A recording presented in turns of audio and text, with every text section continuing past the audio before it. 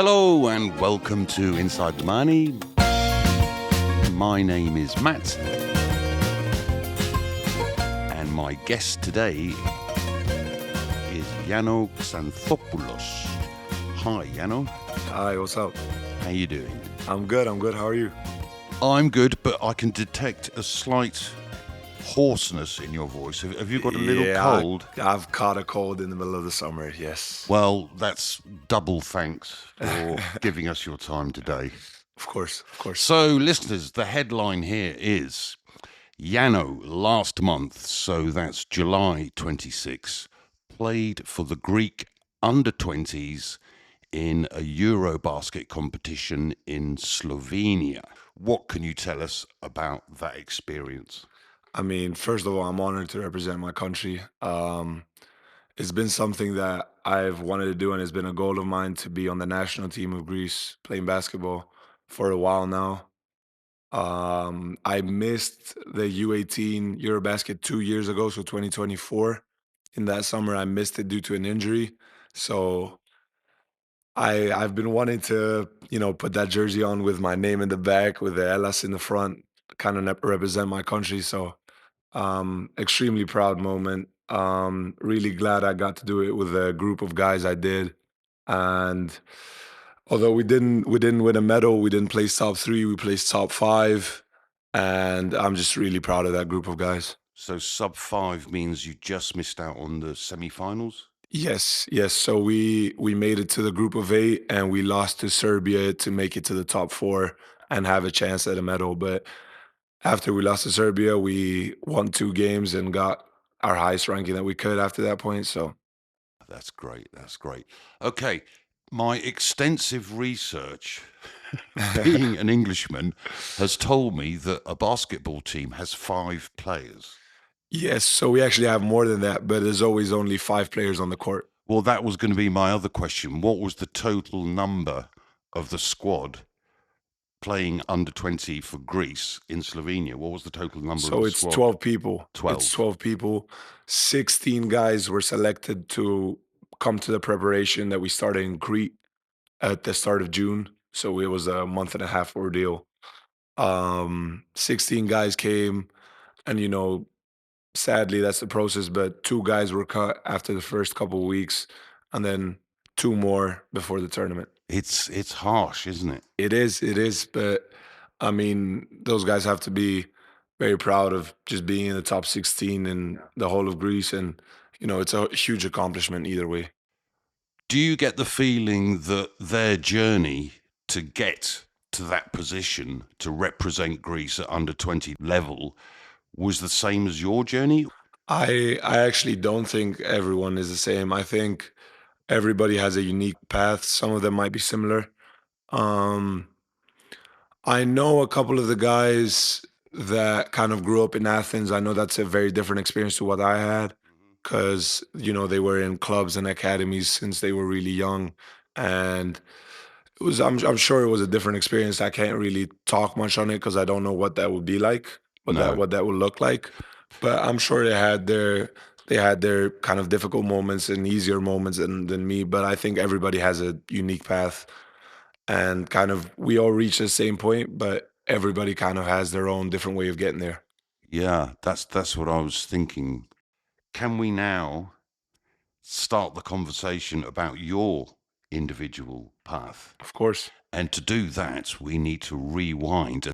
So, Yano, you were born in Athens, but you moved down to Mani just before the age of 3? Yeah, I think the moving process started when I was two. I think we ended up permanently moving around 2009, so I would have been three.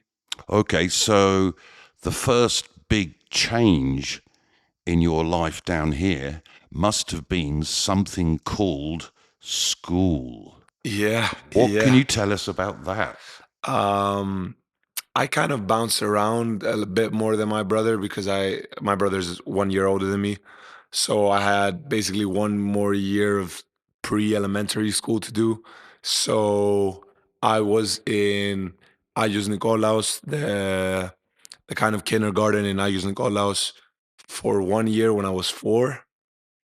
And then when I was five, I was in the Kardamyli kindergarten, which only operated for a couple of years, but I was lucky enough to, you know, kind of be that age in those years. And we had this, I have to give a shout out. I'm sorry. We had this Mm, incredible teacher called Sandra that would, kind of involve us in all different kind of ways and kind of teach us things that go beyond school. And I'm just really grateful I had the chance to have her as my teacher for a year. a good shout out. I hope she's listening. Yeah, I hope so. I hope so. I have to get in touch with her. I'm surprised that even at that stage, the infant school in Kardamyli was still operational. Yeah, I don't know the specifics, but I'm pretty sure it wasn't operational before and after for a couple of years. I think I caught it in the sweet spot where it was operational for a limited amount of years. I can't exactly tell you off the top of my mind how many that was, but it mustn't have been a lot. And people who, listeners who know Kardamyli will now know that building probably because they've seen an art exhibition. Yes, yes. An art exhibition, some museum exhibitions, Hmm. some kind of celebrations happen on the courtyard outside. Yeah, I don't think many people know it as a school. So when you were both in Ars Nicolas and then Kardamyli, you were living in Platsa? I was living in Platsa at the time. Yeah, that's where we moved.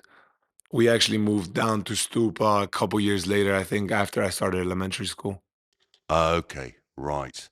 So then the inevitable progression is Stupa. Yeah, yeah. What can you tell us about moving up to? Um, I remember being a bit scared when I went from infant school to junior school. I heard all these rumors about what was going to happen to me. How did you find the overall experience of going to Stupa? Uh, I have to say positive. Obviously, there are ups and downs, and as a kid, you dramatize a lot of stuff. But I think for me, it goes hand in hand with moving down the stupa as well, because we Hmm. also moved house, and that's kind of a big deal when you're young. I mean, it's a big deal anyways, but Sure. it's a big deal when you're a kid. You're moving away from, a lot of our friends lived right next to us, so that was kind of a big change. But the house we moved to is close to the school, same village. The school, I actually have mostly good words to say about it. It was a good environment because, in primary school, it's kids from 6 years old to 11, 12 years old. So there is kind of a big disparity, but it was nice having a lot of life and, you know, uh, more kids your age because in kindergarten, inevitably, the school is smaller. So because you only have kids exactly in your age group. Yeah, yeah. But in primary school, like seeing kids run around and do stuff, and even older kids kind of, I don't want to say idolize, but you kind of want to do what they do. You kind of want to Yeah, yeah. play the way they There's a play. hierarchy of. Yeah, yeah, exactly. Okay. And I should know the answer to this question, but at the Stupa School, do you have different teachers teaching you different subjects? No, so in primary school in Greece, you have one teacher Yep. that teaches you all the subjects. So they teach you Greek, math, religion, physics in the older classes. Um, Yeah, I mean, geography, history, anything you can think of, English, anything you can think. I might have to correct myself. I think English might be a separate teacher. I'm not But sure. this was at the infant school. This was at the primary school, so in Stupa, from 6 to 12 years old. Okay, right. I thought they were okay. That's interesting. That's I've learned something. Yeah, separate Thanks. separate professors in Greek school happens when you go to middle school or high school. I don't know what Yeah. exactly you call it. So So after Carver after basically. 12 years old, yeah, Kardamyli. Maybe you can't answer this question, but did you get a feeling of how different the experience might have been, say, if you were living in Kalamata or Patra?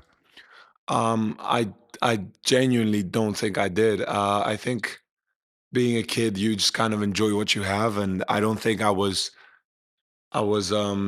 thinking and putting myself in different spots or thinking of the what ifs of living in a city or living in even just a bigger village or a bigger town like Kalamata.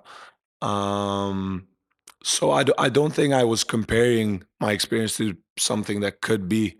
I think I was just enjoying my time, and I think growing up in a place like the Mani and Stoupa, Kardamyli, all the places where the schools were, um, I think is it's amazing and it's an incredible experience for a kid because you get to be so much freer than if you were to grow up in a city. I think you get to be outside, you get to have more freedom. I think if your parents know you're going to be outside and there's going to be their friends and their parents and the other kids' parents there, it's kind of more of a safe environment, and there's Mm, not that many cars going around. There's not yeah. that many people you don't know. So when you had free time, and you've already mentioned your older brother Christos and your group of friends at the school, how did you spend your free time? As you said, you're free. What did you do other than basketball? Or is there Uh, nothing? it was, I mean, it's nothing and everything you do at that age. I mean, just playing, it's just running around, playing hide and seek, playing, riding bicycles, going to the playground, playing other sports. I love soccer. I mean, not soccer. I've been in America too long. I love football. Sorry, English fans, but I mean, playing whatever sport you can. If you can get your hands on a ball, you play that sport. Just running around, swimming in the summer. Whatever you could do at that point. Because you were free to do it, Yeah, because it was a small yeah. place and it was safe. Safe environment. Yeah, I Yeah. think it's super important. Okay, so then the natural progression is to move on to Kardamyli and make it easy. Kardamyli school can be divided into the middle school. Yeah, which is the first 3 years, 12 to 14, 11 to 14, Yep. And then the high school, which is 15 to 18 until you graduate. okay. So you went to Kardamyli.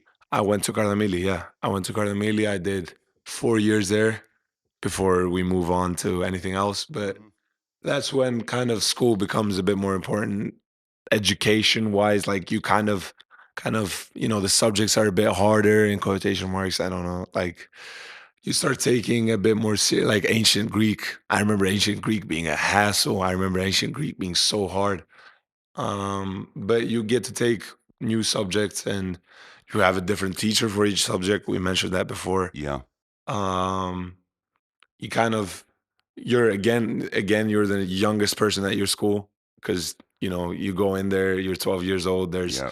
kids from 12 to 18, The so you same, the start going same through the same hierarchy. cycle, Yeah. same Yeah. hierarchy. And then something changed. I want to say I was 14 or 13. I just started realizing I really like basketball. I really enjoyed it. I maybe wanted to do it professionally, but I'm gonna be very honest. At that point, that was something very scary for me to say out loud and speak my mind about it because there weren't really any people that became professionals or became the people you see on TV from here. This is gonna sound kind of cliche, but when professors and teachers ask you at the start of the school year, what do you want to be when you grow up? And everybody goes around the class kind of saying, I was used to make jokes about whatever I could think about because I didn't want to say I want to play basketball Really? because that was so scary to me. Like I thought I was gonna get laughed at because, like, how are you gonna play basketball coming from, here and kind of there's no infrastructure. There's little infrastructure. There's a lot of people that believed in me, and I'm really thankful to them. But it was really scary at that age to kind of say it out loud.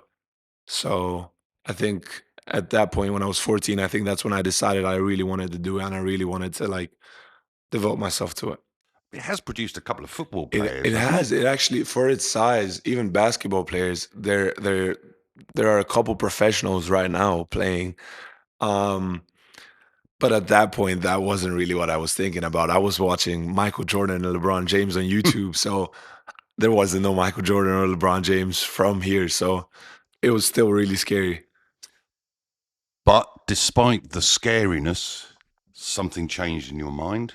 Yeah, yeah. I had some serious talks with my parents. My mom told me that it's it's two different things to play sports and kind of play sports professionally or try to be the best at something. Because in my mind, then I was like, oh, I can still try to play professional and stay here till I'm 18 and then move and go to a university and play professionally. But she was like, you're not gonna get to your ceiling if you do that. You have to make a commitment and make a big decision. If that's really what you want, then you would be kind of you wouldn't be doing yourself justice if you stayed here and you didn't pursue what you really wanted. That's a shame, but nevertheless, you took a very brave step. Can you tell us what that was? Yeah, so I have to preface a little bit. That year, my third to last year of high school, I was 15 years old. I decided I really wanted to take basketball seriously, so I was training a bit harder. I was still playing here, but I got called up to the U16 national team for tryouts, and I had to Mm. do some practices there. And this team called Prometheus from Patra saw me at those tryouts. And, obviously I wasn't good enough to make the U16 national team. I just want to say that. I got cut around 25 to 30 people. I don't remember. But it was still a big accomplishment for me. And that team from Patra, which is a really big club, they asked me to go to Patra and try out. So I went there for a 2 day stretch. I stayed at their dormitory and I, did practice with them for 2 days. And I got back to Mani and I got a call saying that we want you for next year and we want you to stay at our dorms and, practice with the team and be on the team and all that kind of stuff. So I took my chance and on the 4th of July, I remember still, I moved to Patra. I went to Patra. And although it didn't work out, I only stayed there for a month doing all the prep. Ah, I don't think I was mentally ready for serious basketball. Let's call it that. For a serious training program, serious practices, serious weightlifting.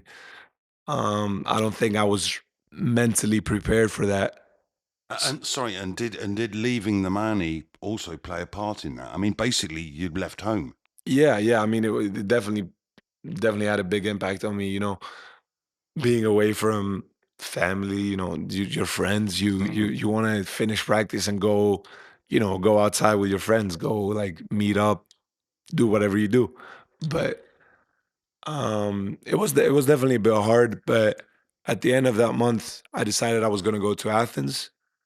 Okay, not back here. Not back here. I felt like if I came back, I felt like after I made that step, I couldn't come back. I made my decision and Wow. I really kind of closed that door mentally behind me because if I did, then I would never kind of forgive myself of going and like failing and not persevering. So I decided to go to Athens. I went to the school that my mom went to. It's a Wow. private school. I got a scholarship there. The Moraitis School for viewers if you want to look it up. So how long did that last for in Athens? I stayed there for 2 years, so I finished the school there. I bounced around 3 teams. The first year I went to a team, wasn't really a great fit. Changed teams in the middle of the year, so around Christmas time, in the middle of the basketball season. My bad, guys. Changed teams around there, December, January. Played the second half of the season with another team. Kind of had my ups. Um, and then changed teams and went to FAOs in my last year of high school. And that's a recognized That's a recognized team, huh? club. That's a recognized club. Yeah, club. It's in Zographou in Athens, and I mean Giannis Antetokounmpo. I mean, you can look him up. He's in the NBA. He's played for 13 years. Massive accomplishments. Actually won a bronze medal with Greece in the senior men's national team Eurobasket a year ago. Right. So Okay. yeah, he played there growing up. Wow. So you're now following in the footsteps, which you wouldn't have done if you'd stayed in Kardamyli. That's the truth, huh? Yeah, yeah, yeah. Okay. We're on a roll here, and I can see. You know what you want. No, this club isn't good enough for me. I'm going to try and get into this club. I got into this club. What was the next step? I don't remember exactly when I made my mind up, but I think at the start of that last season, so 2023, I want to say September 2023 of the basketball season. So when I was, starting out at FOs, um, I had two goals in mind. I wanted to go play Division 1 college basketball in the States the next year, Wow. and I wanted to make the U18 national team.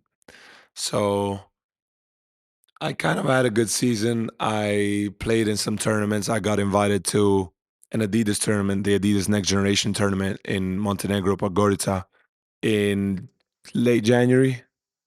Um, So this is your first competition outside of Greece, yeah, yeah, yeah. right? First official competition outside of Greece.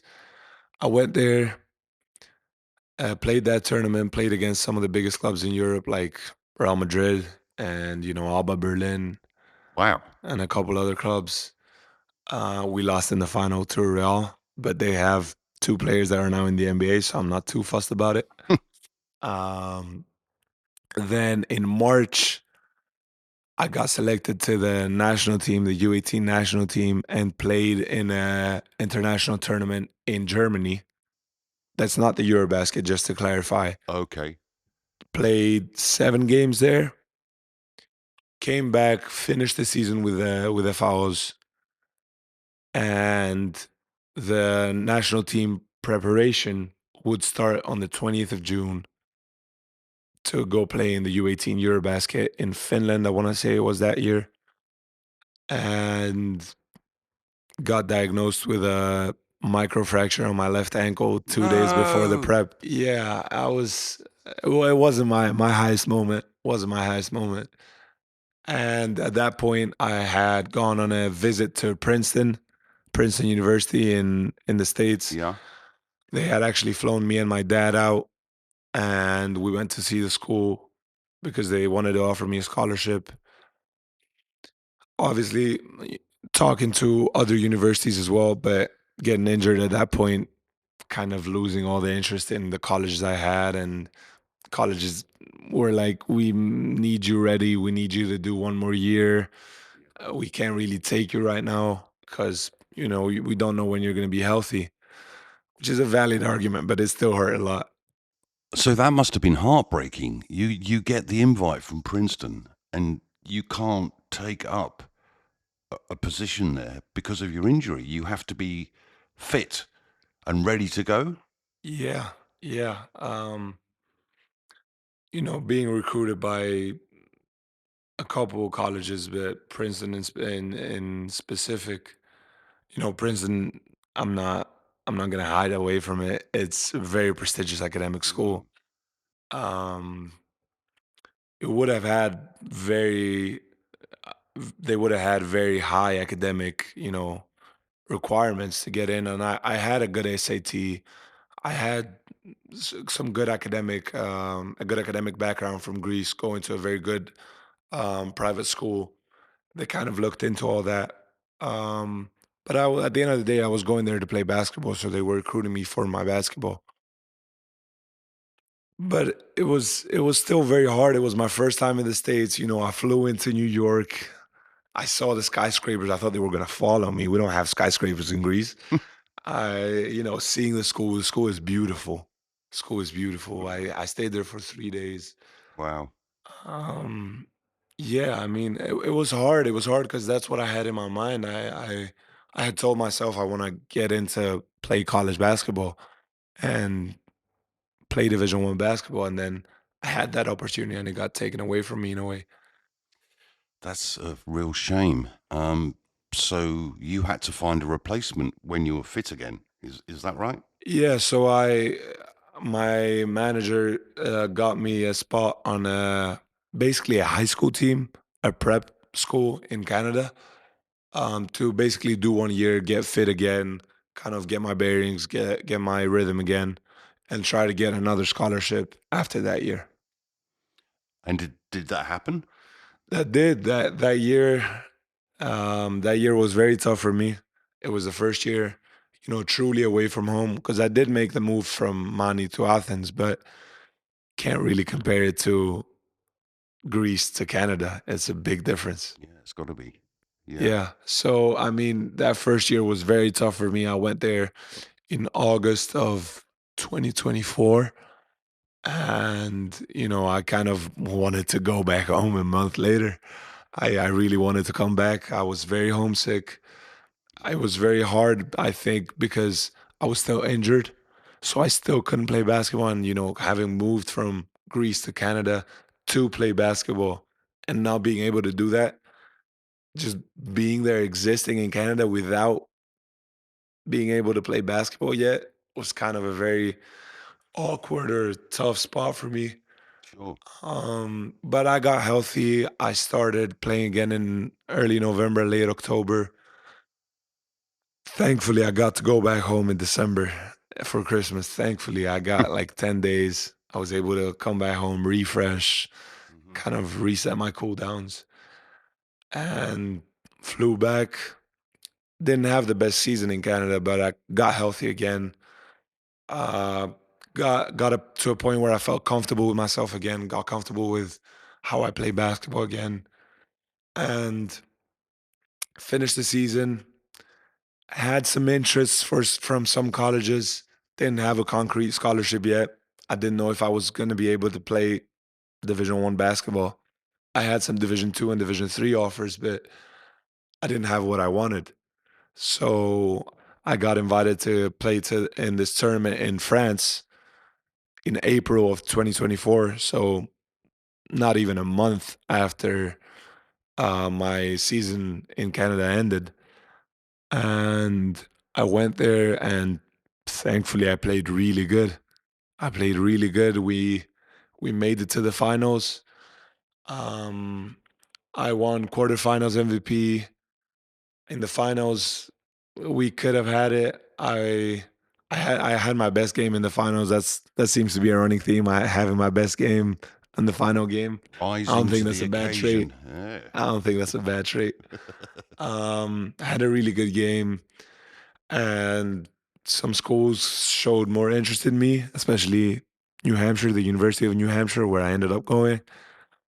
Got in touch with some of the coaches. They offered me a scholarship, and after talking with my family and kind of making sure it was the right decision, I decided to commit there, and kind of set me up to go to the States and realize my dream of going and playing Division 1 college basketball. Brilliant. So after those knockbacks, you got it. You got what you wanted. Yeah, yeah. I think it's a kind of a running theme in my story. It also sounds very cliche. I don't want to be this type of guy, but I think I've had a lot of downs, and a lot of places where I could have said, "All right, this isn't for me," or "I don't have to do this." I don't. It might be much easier to just go to a university in Greece, hang out with my friends, just be on a lower pressure level. Yeah. Well, sacrifice. Yeah, I've heard yeah, a lot, about successful sportsmen and women. You have to sacrifice. you do. So just to give a context of where we are now, how much longer have you got at New Hampshire? How long have I been there? And how much have you got to go? So I just finished my first year. I got back in May. Obviously had the whole Slovenia summer that we already talked about. Mm. And I'm going back to New Hampshire in about 3 weeks to continue playing there. And I have 3 more years of college eligibility yet. So that's how many years I can play college basketball. Two questions. Firstly, how does that experience being in New Hampshire compare to what you experienced as a young lad in the Manny? I think no matter of where you grow up in Greece, I think the States is a very different environment, very different, social, um, social ways of hanging out, and the way people interact with each other is so different than Greece. But even more so coming from Mani, coming from a small place, going to the States, which is such a big place, like small distances in the States is going from one, like the bottom part of Greece to the other side of Greece is a small Yeah. distance for Yeah. Americans. So, Yeah. um, a couple of things I want to say. New Hampshire is very cold. It's very cold. The Mani is not cold. It's sunny most of the time. In New Hampshire, it's snowing 5 months a year. Wow. I hate the snow. Um, Walking to class is difficult. I hate the cold. I can't do the cold. I can't do the cold, man. I feel like I'm wrapping myself up with like 3 blankets to go outside. I'm wearing every single pair of clothes I have. It's tough. No, but I love New Hampshire, man. It's such a nice campus. First of all, the college campus is so nice. There's a lot of good people there. Um, the sports facility is one big sports facility, so we're very close with a lot of the other collegiate sports that play there. That's nice. So football, English football, American football, Yeah. hockey, ice hockey, swim, volleyball, track and field. There's so many sports, and we're all very interconnected and close with each other. So I never really felt like excluded or lonely when I was there. So it was very easy to kind of become a part of a group. That must be make life so much easier for you if you feel comfortable and belonging. Yeah, yeah, Because yeah, yeah, you've left your belonging, which is here, yeah, yeah, and now you're getting a different sense of belonging, but you feel comfortable. yeah, yeah. It's. I feel like I have a very different relationship with my friends here and with my friends there. Not to compare them in any sort of way, Hmm. but I also want to say people that are bilingual or trilingual or whatever else you are, I feel like you'll understand this. I feel like I have a different personality in English and in Greek. I feel like I'm a different person in a sort of sense.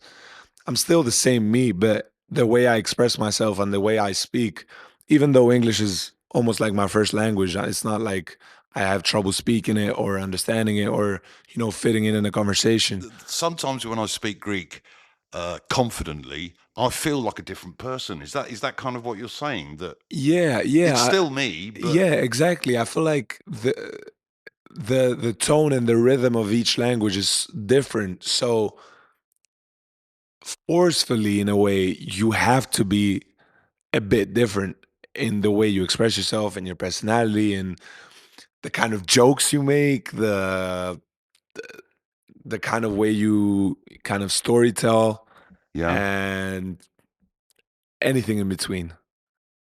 It doesn't matter if in the local Cafe Neon it's a basketball game or a football game. It's still the same number of people who are in there yelling and screaming at the TV.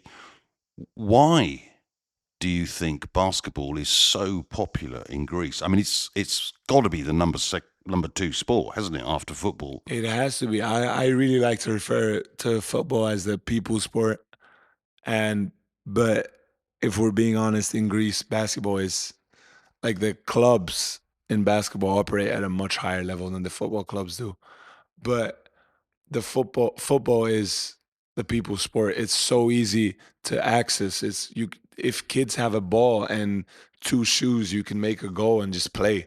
Basketball, you need a basket, Hoops. you need Yeah. hoops, Yeah. you need a ball, you need many more things, which is kind of a harder thing to find. Not ultra rare per se, but it's a harder thing to find. And I think the difference from Greece to England is, dating back culturally. You guys have different sports. You guys play cricket. We don't have cricket. No. Rugby? Rugby, we don't have rugby. No. So I think basketball just kind of takes up that spot. Yeah. Okay.